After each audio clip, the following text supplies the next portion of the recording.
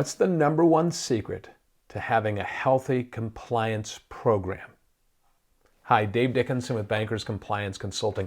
One of my passions is to talk about organizational health or culture, and that is the secret to an effective compliance program. In fact, the regulators have picked up on this several years ago and started evaluating your culture. It's very difficult, you might say, to walk in and see all the things. I can tell you we can walk into a bank and we can feel it typically. If it's very healthy or very dysfunctional, you can feel that very quickly. Culture is the foundation of everything that goes on in your institution, not just compliance, but everything else as well. And it affects how profitable you are, because the health of your culture also talks about how well people communicate with one another and how information gets transferred around and how teams work together.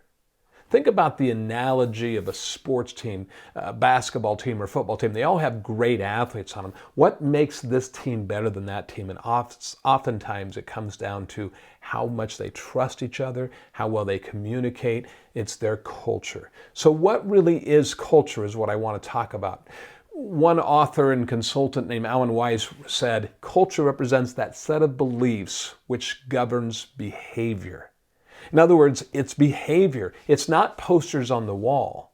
It's how people behave. So you can have core values and mission statements and rah-rah speeches and things up on the wall that say we're awesome, but if people don't behave that way, then it's not really happening and your culture is not like what you think. We're often concerned about our branding. And I love this quote that says, if the brand is the face of your organization, then your culture is your soul. I don't know if that helps you clarify, but to me, it's just who we are. It says what defines us. This is our culture. And last, a lot of times as compliance professionals, we like to think through checklists. Give me that checklist and I'll do it. When it comes to culture, it's not something that you can check off.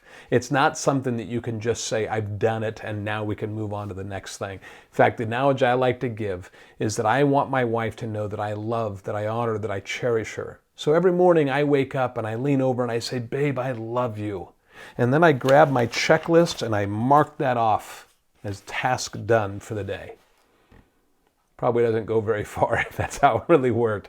So culture is not something that you just do. It's who you are, how you operate. And there are very effective ways to increase culture, but they're not something that you're going to just be able to accomplish in a short amount of time. Are you interested in improving your culture? If so, I'd love to visit with you about it.